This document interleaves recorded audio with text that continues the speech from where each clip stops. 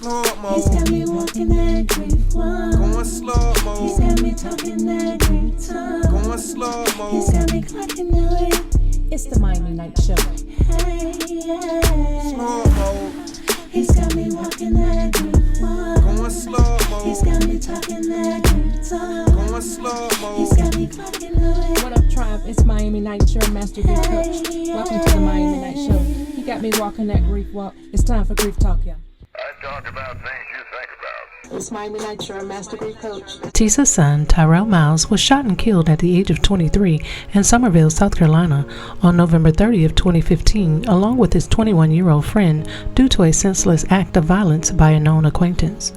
Tisa is the deputy chapter lead for South Carolina's Mom Demand Action, a member of the Everytown Survivor Network, advisory member of Taking Back Our Village, Tri-County Gun Violence Coordinator Council, and co-founder of We Are Their Voices, a nonprofit.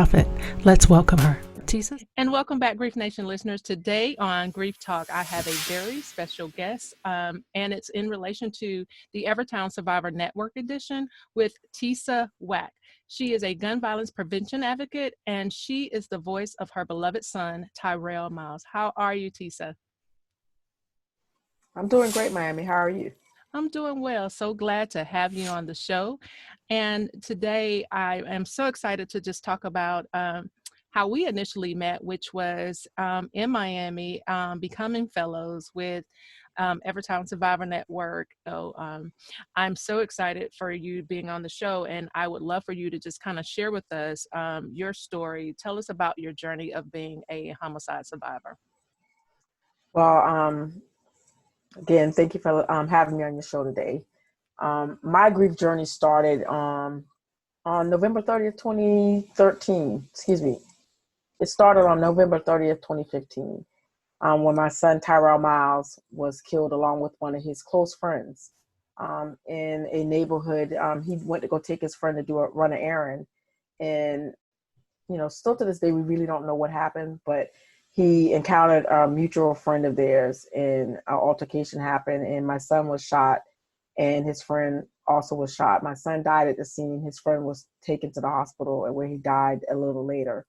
I remember that day vividly because I remember somebody calling me and said they think something happened to Tyrell. He went into this neighborhood and it was not far from my twin sister's house, and they just heard that the ambulances and police vehicles going towards that way. And when we tried calling him, no answer. Eventually, law enforcement showed up at my house along with the coroner, and they told me that my son was involved in a shooting, and unfortunately he did not make it. It's the most devastating thing I've ever heard. His wife, he had just been married 3 months prior to that. They had a 2-year at the time. He was about to turn 3 years old 4 days after that. And when they showed up and they gave us that news, I just screamed, "No, not my son. No way that could be my son. You must be mistaken. I literally get out my house." I mean, because that shock turned to anger, and it's like, get out of here. Yeah. And I remember, us just being devastated, calling family and friends and telling them what was going on. And then my sister, my twin, stayed at the house that night, and I remember going into my walk-in closet, and I fell asleep in there because it was the quietest, darkest place. I felt as though if I didn't come out of that room, then I didn't have to face the reality that I was burying my son. It was out of order. Mm-hmm. He was supposed to bury me. Tyrell was my only child. He was my only thing. My mother died earlier that year, and it was devastating. Mm-hmm. Wow. I'm so sorry to hear that. In our stories, every time we talk, our stories seems so there's so many similarities, excuse me, Mm-hmm. within our stories, because my son as well lost his best friend that same night in this double shooting. Mm-hmm. Now that I've heard you say that before, but I've just Mm-hmm. connected that again, that there is another thing that has connected us, which is how your son passed, and that there being another individual involved. How did you ever receive justice regarding your son's loss? Well, fortunately, we did. This occurred in front of the young man's house in his car. For whatever reason, my son and his friend was in his car, and he shot them in front of his house. And his mom, the young man's mom's boyfriend, was there, and he actually verified that he was the only one there, him and my son and his friend. And the young man ran for a few days, and eventually he came back to our town. I'm out of Summerville, South Carolina, and they arrested him. We went to trial. He never said his why. He never gave us a reason. We went to court maybe 2.5 years later, which was really hard because it felt like you're being traumatized over and over again.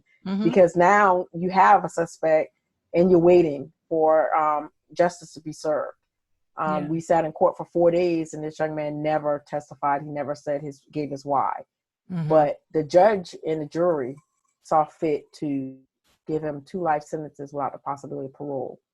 And I must say that day that happened, we were so full of joy because justice would be served and someone was taking responsibility for that.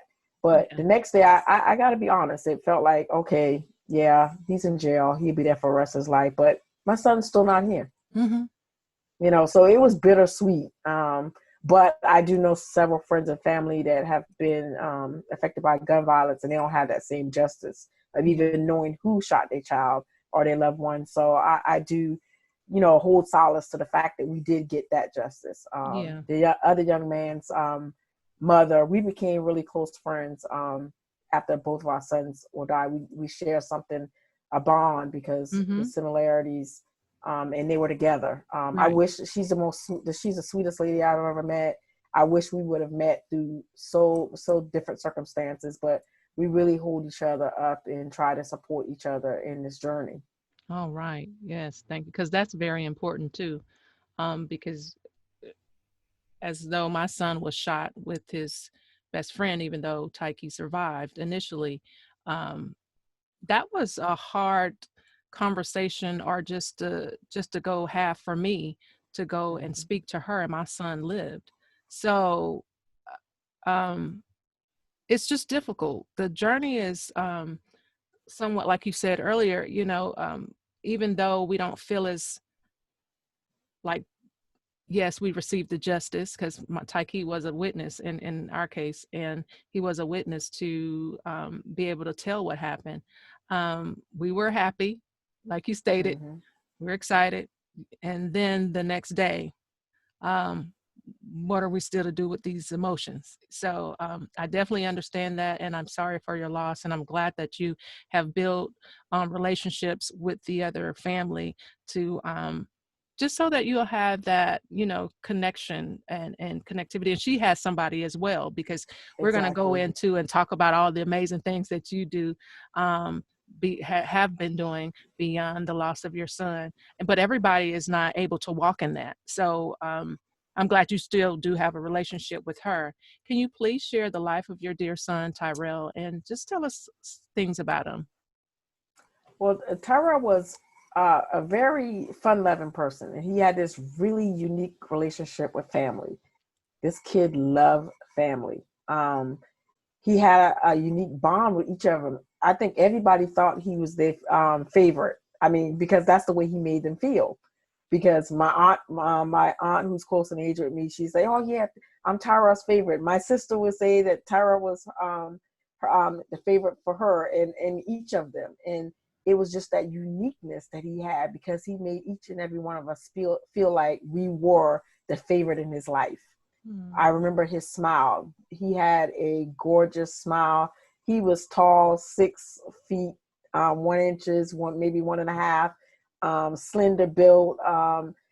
It was amazing, because after his passing, there was so many young women that was like, "Oh, I had a crush on him. I had a crush on him." And I was like, "Y'all do know he was married, right?" Right. And his wife was the type that, they would bicker as newlyweds or being in a relationship, but the love that they showed for each other and the love that he had for his son, it was just amazing. Because most times as females, we're the ones that the kids pretty much cling to and you can't even go to the bathroom with the little fingers being underneath the doors because they're looking for mommy. Right. But with my son, it was the total opposite for him and his wife. That was what my grandson did with him. Because once my son had Dion, his my grandson, it was like that was his world. I mean, when from day one, when they were in the nursery, there was allowing 2 people to go in, and every time someone would come to visit, he was like, "So who else is coming with me?" He would never be just like let 2 other people go. And it was like he gave my grandson his baths. He made sure he got fed. I mean, his wife didn't have to do a thing. So when my son passed, she really had to learn how to nurture and be that mother to her son, because my son pretty much took over everything. Yeah. But he just had such a kind spirit, and he was trusting and loving of everyone.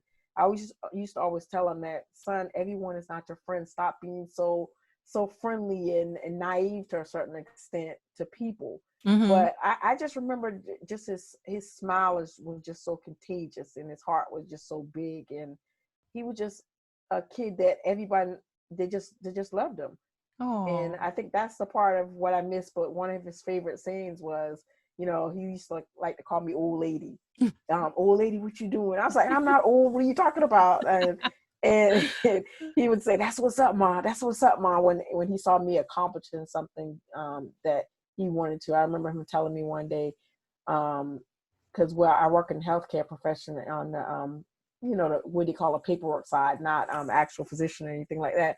But he used to say, "Ma, I love what you're doing. I want to do what you're doing. I want longevity on a job. I don't just want a job. I want a career." And it made me feel proud, because it meant I was setting an example and a standard for him.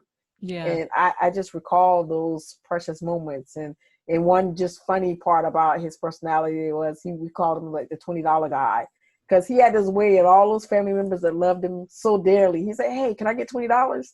And so he'd get $20 from you, he'd get $20 from his auntie, his cousin. And I was telling him, I said, "I know you walking around at least $100 or more at times, because people won't ask for $20 back most of the time." Right. So he figured that was about the amount that he could ask for without making him give it back. Yeah. So that's one of the fun things I remember about him, is just being a character and loving his family. Oh, that is such an amazing story. Great memories that you have. Yeah. So did you go through any counseling or have group support after you lost your son? Yes, I did.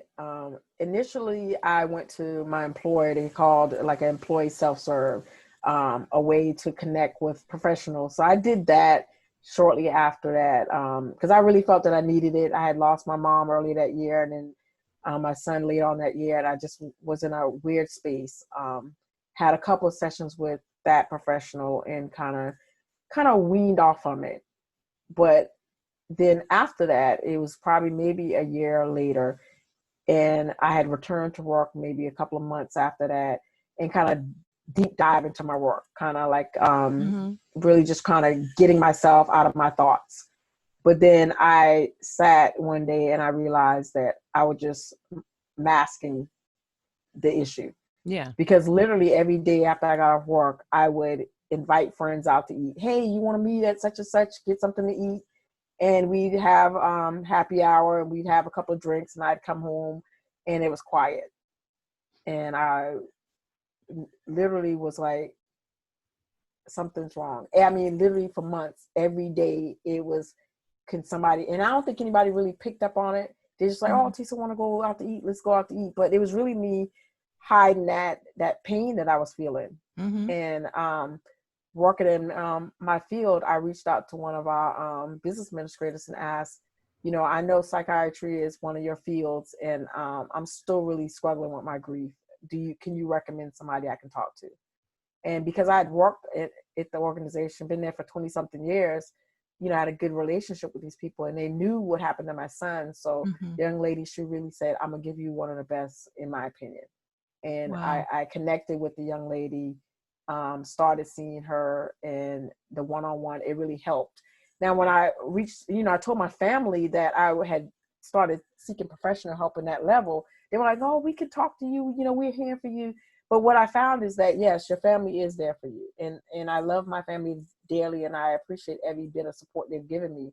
But I found that, there are times when I might have not been feeling 100%, that I didn't want to bring them down because they lost their mom that same year. They lost a nephew, and their nephew was the first grand. So initially he was like their first kid before they had their own children. Yeah. So I didn't want to bring them into a dark place if they were feeling somewhat okay. So I needed someone else individually to talk to. Yeah. And then from there, it kind of spiraled into understanding my grief, understanding how to work through it. And through my nonprofit, we also started a support group where several people who had similar experience would actually go through, and we got a local medical professional to facilitate it, because I can speak from a this happened to me perspective, but I felt it was important to have somebody with a clinical background in case people needed a little bit more within the group. Yeah, absolutely. And thank you so much for sharing. You hit on a lot of points, which was the employment assistance program, which a lot of people tend to forget that they do have that as a resource. That's the same thing that I also used as well to receive those. Well, here in Georgia, it was 6 sessions for me. And that just got me to the point that I was okay with being vulnerable, with sharing my story with someone else, because our family sometimes tend to feel that they know everything, but not really, sometimes not ready to really know all of everything, Exactly. and then you definitely want to have that non-judgmental person that can support you as well, which, not to say that that would be the case in anyone's family, but sometimes you just need that professional, like you stated, Right. person to be able to just actively listen, and then allow you to be able to move through the process as best that they can. Exactly. But I truly appreciate you talking about that, because I try to explain to people, or I like to provide resources to everyone. So the employment assistance program and support groups, like you say, that you have started with your foundation, and we're definitely going to get more into talking about all the advocacy work you've done, and how you've even gotten to the point to be able to support so many other individuals likewise. So what part of the framework of the stages of grief did you relate to? And those stages are the denial, shock, anger, bargaining, depression, and acceptance. Was it one particular that stands out to you, or was it all, or how was that journey for you? I think for me, Miami, I've been through all stages, but I'm working on acceptance. And that's just being transparent. And some days or some weeks or some months, I can go through all stages all over again. That's one of the things that the young lady works with our support group. We talk a lot about is being okay with going through those stages. I think acceptance is probably one of the hardest. I'm getting closer to it, but not quite there yet. But I think it's healthy to discuss and acknowledge when you're in a stage, because bargaining was one of the ones I stayed in a little longer than probably most, because it was kind of like, and then a little bit of more to anger, because I was just angry and angry at how could this happen to my child? How could this happen to my only child? And I was angry with God for a while. I mean, being transparent, I was just upset because I was like, what kind of God would allow this to happen? And I kind of sheltered myself away from my church family. They reached out, because I'm going to give them that, because they were like, hey, Tisa, we want to make sure that you have what you need. And my pastor, even though I wouldn't probably answer her, she would check on me just about every week, but she wasn't pushy, but I had to come to terms with that. As to how to deal with that. But I think anger and bargaining were two of the stages that I spent the most time in. But it was healthy for me because it got me in a better place. Absolutely. I think that going through is still something that we're going to do on a daily, maybe some not, more so, like you stated, we can go from acceptance back to denial in a day, just depending on, the circumstances of our day, and being re-triggered from certain things that are like happening currently now with our state of the social injustices that, and over the 4th of July weekend. And, so we can go back and forth as many times that, along our journey that is possible for us to. It's just, I think for me, it's been the ability to recognize when I'm there and to say, okay, I'm feeling this way today. Let me just feel that. Okay, I'm angry. I'm angry. Yes, I'm angry. And feel that throughout the entirety of your body, and learn how to just move on from that. It sounds so cliche to do, or when people just kind of tell us, oh, how, when people want to know, well, how do I move between the stages? And then some people believe like there's not any stages at all. Some people just believe that we have all these different emotions that are created and surrounded by our, traumas or loss or whatnot. But for me, the grief stages definitely for me was a roadmap to just tell me something of how I was feeling, because I didn't have a clue. Because as Black families and parents, we wasn't taught what grief was. Our tradition was just to have a 3-day session of a funeral, the wake, the funeral, the burial. It wasn't there was no training by no one. It was just tradition to go and have this celebration and move on with your life. Yep, exactly. I was about to say, and just move on. Yeah. So I was just happy to find something, a roadmap to say, this is how I could be feeling. Not to say that I was angry that day. I could have been just in denial, but at least I had something to go by. Exactly. Yeah. And I think the stages just connect you with maybe the emotions that you're feeling. And if you Yeah. look through the 5 stages, it's just connecting it with that. But I think it's important for people to understand that it's okay not to be okay. Yeah, absolutely. Thank you. Thank you for saying that. You often share on your social media network, pictures of your handsome grandson. So what has been the most difficult parts about that process without his father? It's funny that you brought that up, because one of the most difficult right now is because he was 2 when his father was killed. So if we think about what we remember when we were 2 years old, very little. So a lot of the memories that he has as a father are snippets of videos that someone may have, or pictures or stories that we tell him. Mm-hmm. And most recently, he came to me and we were talking about, I think I brought up something about his dad, and he said, Granny, can we not talk about my dad? Because it really makes me sad. Whoa. And it hurt me. But I understood from him, because his connection with his dad, because he says, I know my daddy's in heaven. Mm-hmm. He's asked questions about how his father died. I've never lied to him and told him, I've always told him the truth. He asked, did the bad man who killed him, is he in jail? I told him yes. But I think as he gets older, he misses a connection, and it's scary to him. And I think the part that's hardest, because I don't know how necessarily to help him with that, because my father's still alive. So it's an area that I think for me, I have to dive into a little bit more to make sure he has an outlet to discuss it. And his mother even talked about maybe even getting him in counseling, just for him to deal with his feelings about how he feels about it. Yeah. But we don't want to, and I don't want to make him grow up to be a kid that, like, I think I talked about earlier, kind of before we met, started the session, about how overcompensating for a loss. And so I don't want to spoil him to the point that he becomes one of those kids who think he's entitled to things just because he asked for it. Yeah. So those are some of the struggles right now that I face with him. But, this was within the last 2 weeks he told me that. And I must say, I almost cried. Yeah. Yeah. Because I was like, what do you mean you don't want to hear about your dad? In my mind, I didn't say it to him, but in my mind, I was thinking, what do you mean you don't want to hear about your dad? I mean, what do you mean? It's your dad. Yeah. And I want you to remember him. I don't want you to ever forget him. But I sat back and I understood it. And I told him I would respect it. Although he's 7, he's a pretty smart kid for 7. And I Yeah. told him, I said, well, you know what, Dion, we can talk about your dad.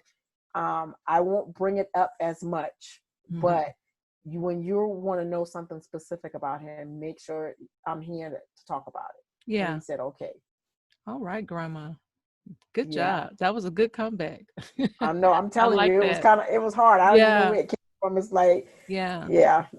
Well, Spirit was able to give that to you to be able to help him with that. And like you said, some type of counseling may be able to, I'm sure to be able to assist him of how to, talk about it when he's ready.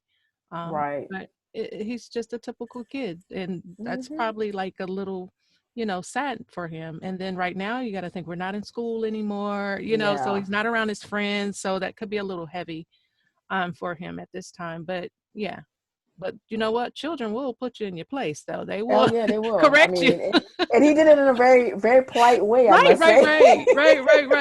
right. But that is, I mean, I know, of course, for you that had to be difficult, but at the same time, I'm so glad that that you reacted in a manner that, I have to really think about this, because Mm-hmm. sometimes we when we react, we're not really conscious of what we say. But I'm so grateful that Spirit did give you the opportunity to be like, no, okay, well, he told me, Yeah. but and then you were Yeah. able to help him with that, by just saying it in an encouraging way, like you said. So that is amazing. How has your identity changed over I this think process? for me, the first year was really hard because my identity as a mother, I felt as though it was lost because Tyrell's my only child, and I lost my mom. I struggled with my first Mother's Day because I actually felt like, how can I celebrate this day? I don't have a mother and I don't have a child.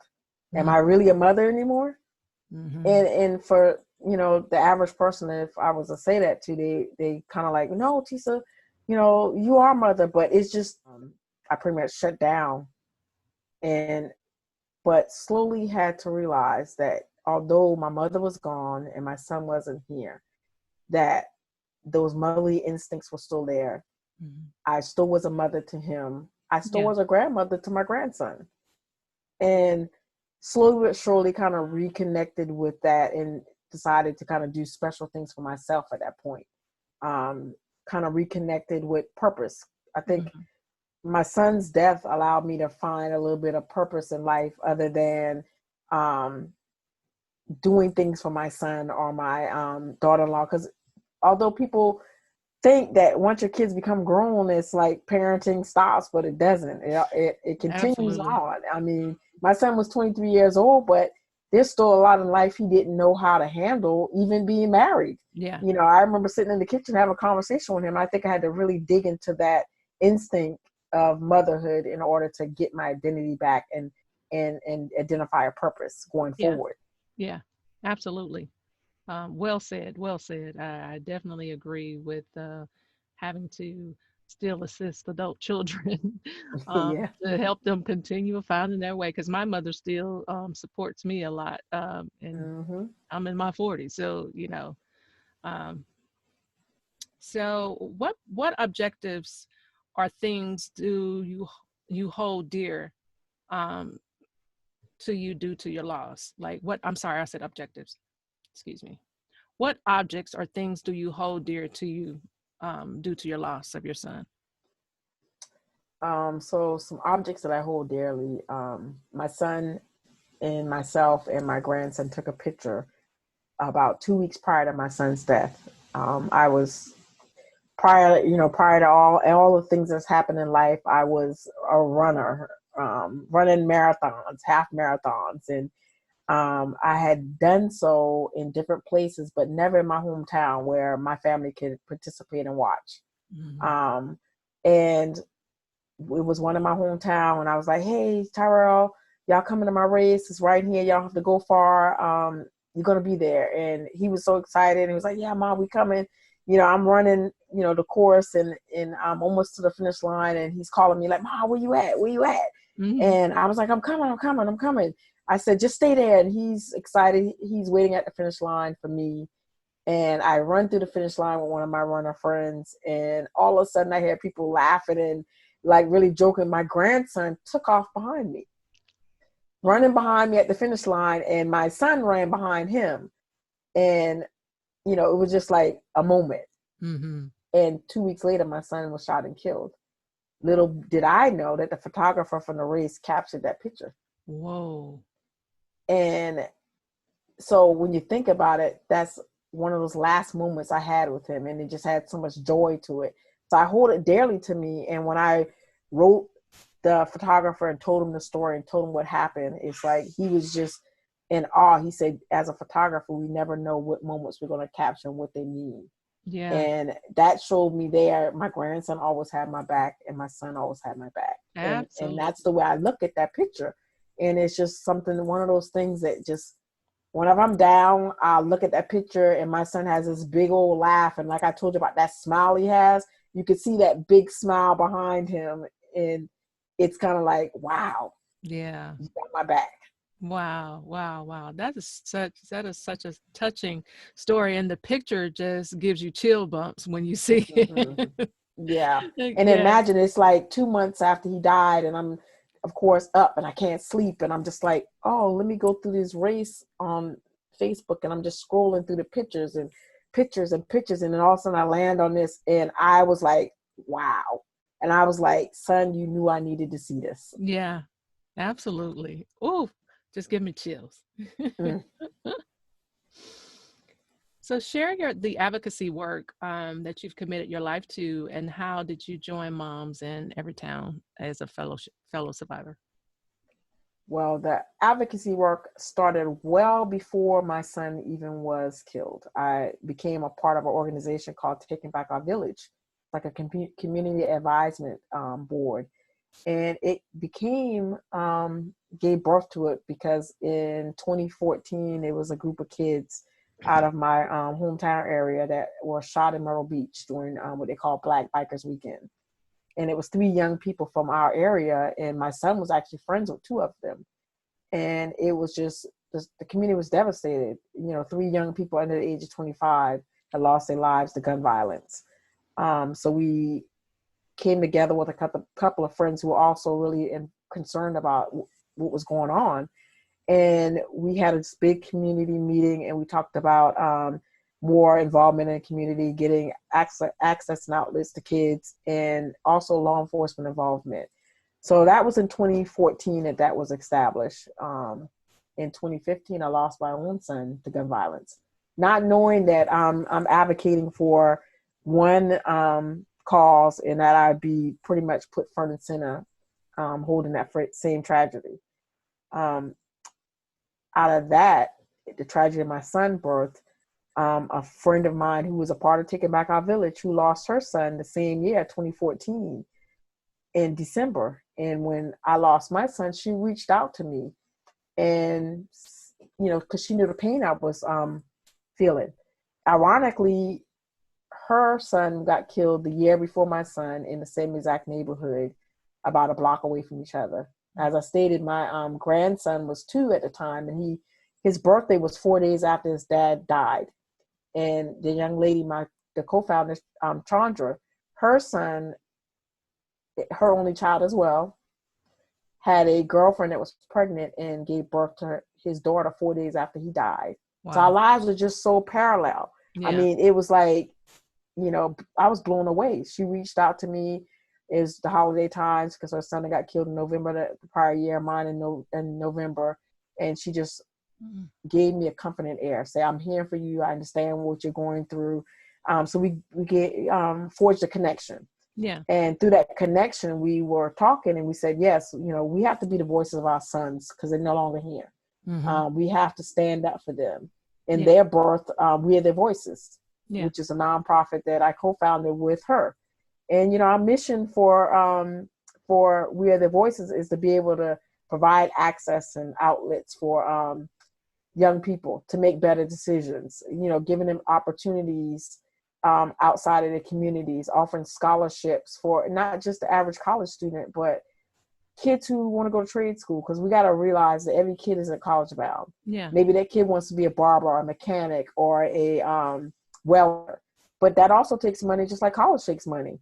Yeah. So our scholarship is not just for college-bound students; it's for students who want to do something just to be able to better themselves and allow them to be better community advocates. Mm-hmm. We offer support for conflict resolution, soft skills, and also not just kids. We think about parents and offering parenting coaching and skills, because it's hard being parents in this day and age. Yeah. And I think a lot of parents think that they're doing this alone and no one else is going through what they're going through. So I think it's important to support each other.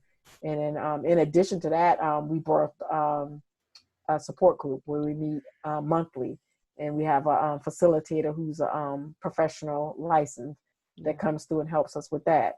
But after We Are Voices were formed last year, 2019, I had always heard about moms, and I was like, oh, what's moms about? You know, I knew they did advocacy work dealing with gun violence, but I wasn't too familiar with it. And leading up to that, prior to that 2018, it was like every time I was trying to get to a meeting, I just kind of got sidetracked. But 2019, I finally made it to my first meeting. And ironically, I had spoke at an event that month prior, and one of the ladies from Moms Demand Action of the chapter lead in Charleston had saw me and I had been actually a topic of their monthly meeting for January, because they was talking about the event. And I was like, wow. I said, I didn't remember seeing them there, but they were actually at the event. And just through conversating with them and just talking about what they were doing and what my organization was doing, I wanted to branch out and learn a little bit more about Moms Demand Action, and eventually became their community lead. Wow. Because I thought it was important, and they thought it was important to connect organizations already doing work in the community, and to being able to tie into that and help support and build each other up on experiences. Because, you know, moms at that point, they were doing a lot of legislative work and talking about different bills. And coming from Charleston, there's the Charleston loophole in which the Manual 9, the 9 people were shot in their church. Mm-hmm. And talking about the rights to carry guns without a permit. Those are two of the topics that were sitting on that floor in South Carolina. Mm-hmm. And just getting involved in that. And I just kind of got a passion. I was like, wow, I think I kind of want to do this a little bit more. Since then, I'm now the deputy state lead for Moms Demand Action. So I work along with Jackie, and it was, you know, before that was introduced to the Survivors Network and applied for the Survivor Fellow, and the training that they offered for me to enhance and tell my story about my son just was phenomenal. And here I'm at now today, and also you know, participate in different things in my community in relation to gun violence, and supporting other organizations, and just trying to make a difference and make sure that my son's voice is heard, but not just his voice, but all victims of gun violence. Absolutely. Whether it's from domestic violence, suicide, homicide awareness, just making sure that people know that it's just not mass shootings happen out there. It's everyday gun violence that's occurring, and we have the ability to make the narrative of that change. Absolutely. Absolutely. Thank you so much for sharing that. And what parts of I know you talked about parts of the lawmaking process that you have been a part of, but are there any parts of that process that will help you in your mission with your organization? The laws that are currently on the floor, or something that maybe that you're actually advocating on right now? So right now we're advocating with the permitless carry that's on the floor in our South Carolina House. Because what it is that right now we have concealed weapons permit. People you have to be registered, but now they want to move it to something where you don't have to have a permit to carry. And for my organization, that's extremely important, because as trying to reach youth and trying to reach young adults, we don't need to have them in a position where they may have a firearm.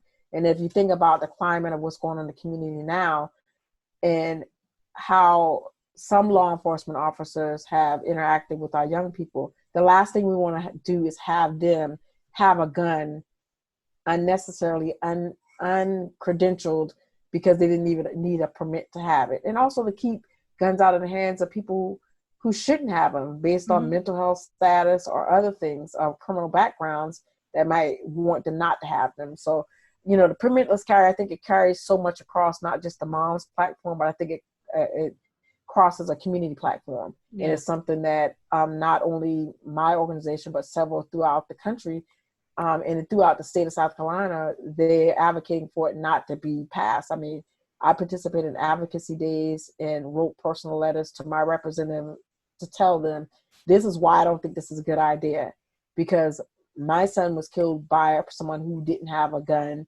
and shouldn't have had a gun. And if he was killed with it being a law, imagine how many people could be killed with this law being put in place saying it's okay to carry without a permit. Right. So we want to be able to let our elected officials know that it's not something that we are going to stand for. Yes, thank you for sharing that. Now, what is your call to action in regards to today's session with Grief Talk? Well, my call to action is for everyone to be a voice, because although they may not know someone personally who's been affected by gun violence, but they may know someone who knows someone. Yeah. And these voices have been taken. And it was my family's voice in 2015, your family's voice in 2017, and so many people I know voices in different times.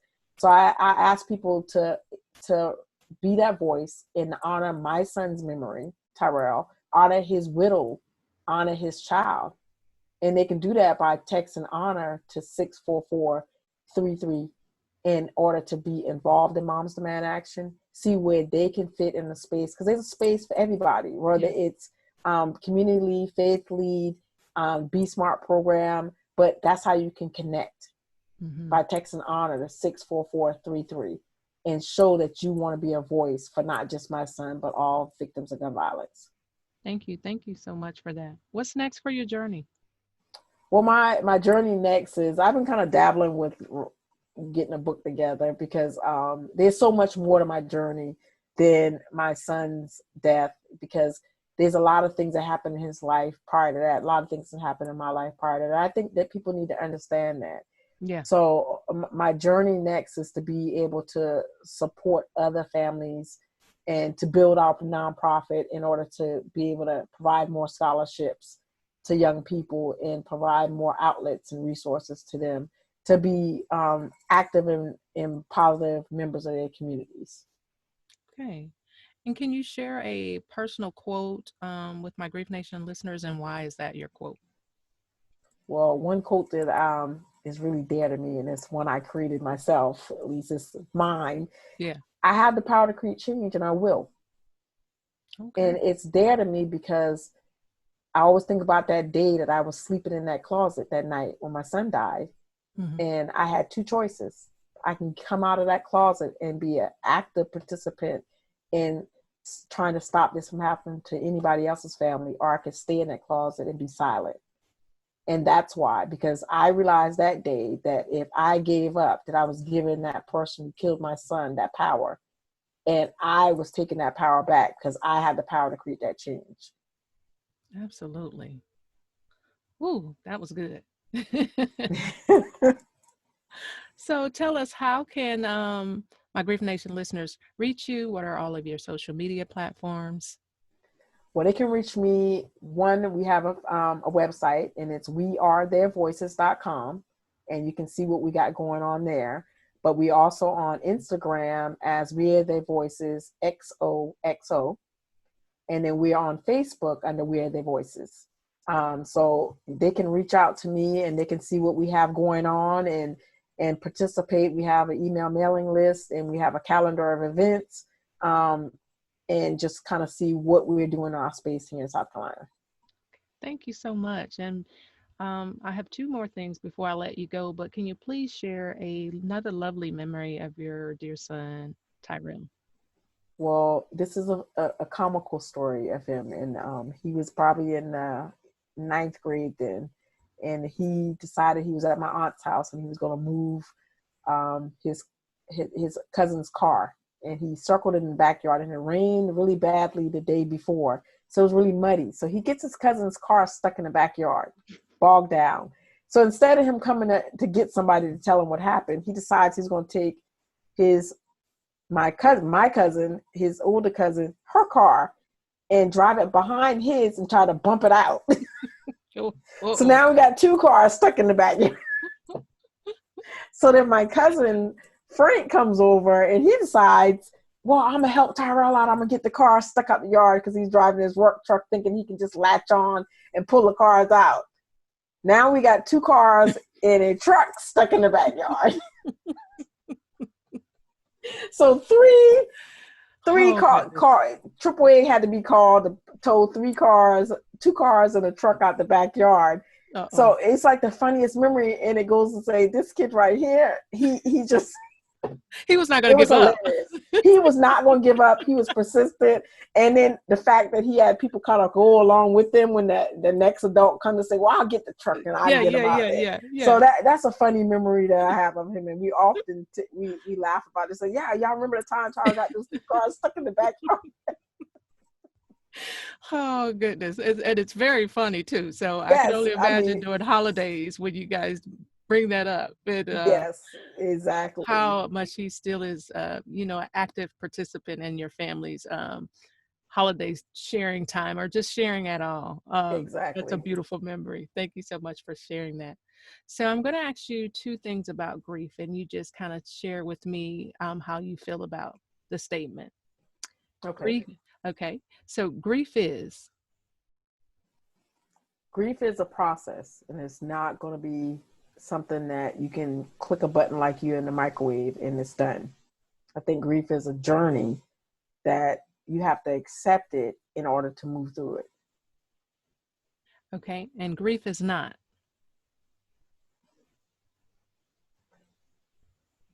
Grief is not on a timetable. And you can grieve for the rest of your life, but it's about how you choose to grieve, because we can have our moments, but I think it's important to go have the moments and get through the moments, but don't stay in the moment. Excellent perspective. And before I let you go, please just give me something that you have on your mind and your heart, the attention as far as being a leader in your community, and what you would like to see change or just bring further awareness to. I think for me, in my community, I think that the importance of making your voice be heard, and one of those ways that you can do that currently is we're in an election year, and we have a lot of officials that we may not agree with, whether it be your school board or your council members, or your state and legislative, all the way up to DC. If there's something that you feel that you're not on board with your candidate, then you have the right to voice your opinion. And I want to encourage everyone to make their voice be heard in a way of going out and acting and voting and making their voice heard, and making sure that their loved ones that they're around them are actually registered to vote and are in educated about the process. We have the internet. We can Google just about everything. We got these things we call smartphones. Let's use them. And let's hold the people that we elect accountable, because that's going to be where your real change comes from. All of us, we got a lot of fight in us, and we advocate for common sense gun laws, but it's going to take us to get people in those seats of decision making to be able to do that. Thank you, Tisa, for coming on. It's the Miami Night Show. I truly appreciate you coming on and sharing your son Tyrell's life with us, and your process of the entire process of going through how the senselessness of gun violence have changed and evoked your life. So thank you once again. Thank you. I appreciate it, Miami. Well, there you have it, Grief Nation listeners, and thank you for tuning into another transformative segment on It's the Miami Night Show, Grief Talk. Today, we give thanks filled with love and gratitude for our special guest, Tisa Wack, for expressing your very unique grief journey and sharing ways of understanding the healing process. This is your girl, Miami Night, with much love and light until we connect again spiritually. Bye-bye. He's got me walking that grief one. Going slow mo. He's got me talking that grief tongue. Going slow mo. He's got me clocking the way. It's the Miami Night Show. Hey, yeah. Slow mo, He's got me walking that grief one. going slow He's mo, got me talking that grief talk. going slow mo. He's got me fucking good. What up, tribe? It's Miami Night, your master grief coach. Welcome to the Miami Night Show. He got me walking that grief walk. It's time for grief talk, y'all. I talk about things you think about. It's Miami Night, your master grief coach.